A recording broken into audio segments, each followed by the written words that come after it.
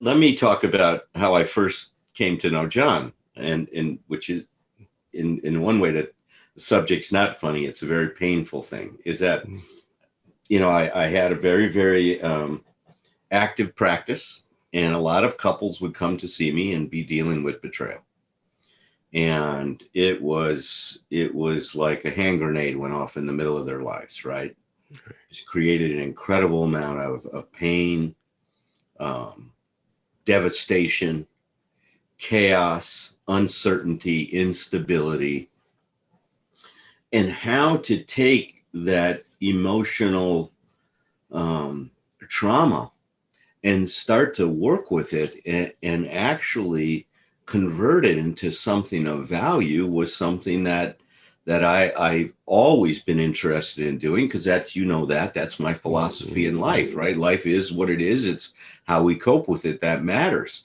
And in continuing to try to educate myself and to get ideas on how to help people, I came across your book, John, Love and Betrayal.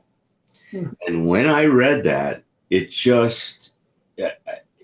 was amazing to me. It kind of parted the fog around the whole subject for me and gave me a clarity to engage and to work with people that has proven through the years to be incredibly valuable for those people.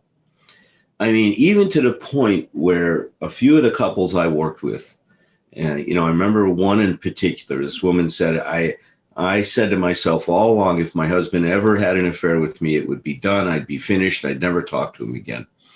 And she was willing to set that aside and do some work with me based on a lot of the ideas I shared with her from your book.